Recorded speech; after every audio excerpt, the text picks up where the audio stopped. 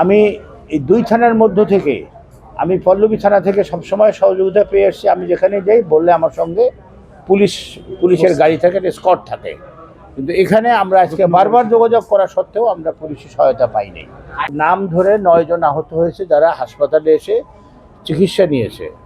ইসলামী bank cardiac হাসপাতালে এখন 4 জন আছে, ভর্তি আছে তারা, এবং বেশ ভালো আহত হয়েছে। তাদেরকে বেধড়ক মারধর করা হয়েছে, তাদের পিঠে, পায়ে, এই হাতের বাহুতে তাদেরকে মারধর হয়েছে, এবং তাদের কাছ থেকে 4টি মোবাইল ছিনিয়ে নিয়েছে।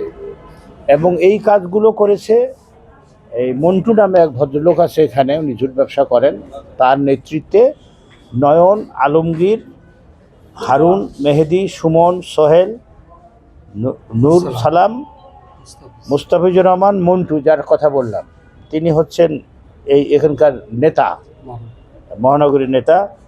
এছাড়াও তাদের অনেক লোক উপস্থিত ছিল, এবং সংখ্যাটা কেউ বলে 400, কেউ বলে 500। আবার প্রতিপক্ষ তো সরকারের একজন মন্ত্রী হয়, আপনি জানেন সকলে। বিশেষ করে রূপনগর থানার পুলিশের যথেষ্ট গাফিলতি ছিল, এবং এরকমও মনে করা যেতে পারে যে এই যে একটা প্লট, এটা একটা প্লটের অংশ হিসেবে বাস্তবায়িত হয়েছে, এবং তার মধ্যে তাদের সহায়তা বা পরামর্শ ছিল। কারণ তাদের এত প্রস্তুতি, তারা এত লোক আছে। ওসি নিজে উপস্থিত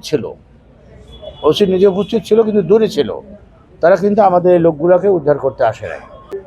তো যারা আহত হয়েছে এদের মধ্যে অনেকে বয়স্ক লোক আছে, এবং এরা কেউ মারামারি করার লোক না, এরা নিরীহ লোকের মতো মার খেয়েছে। আমি এটা কঠোর নিন্দা জানাচ্ছি, এবং আমি এটা সংসদেও তুলব, পয়েন্ট অফ অর্ডারে সংসদেও তুলব।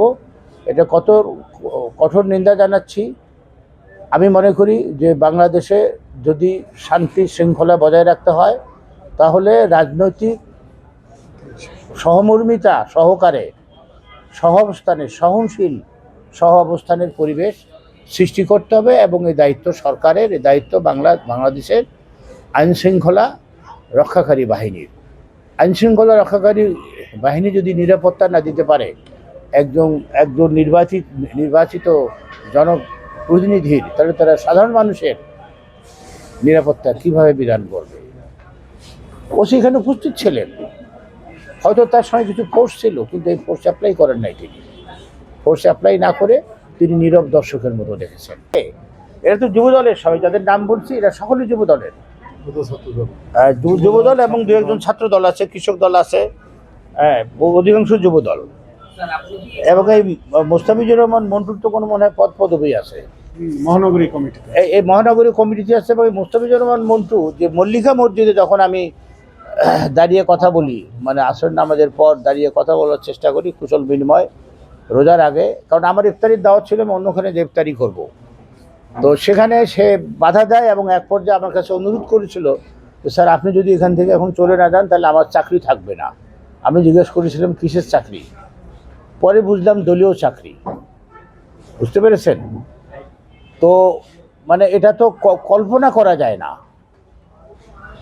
তাদের এই যে দখলদারিত্ব, মসজিদ কেন্দ্রিক আধিপত্য, শিক্ষা প্রতিষ্ঠান কেন্দ্রিক আধিপত্য, এদিকে দেশের সুশাসনের কথা, এভাবে দেশের সুশাসন কায়েম হবে? এটার জন্য আমরা এই আগস্টের আন্দোলন করেছি, এতগুলো লোক আমাদের জান দিয়েছে।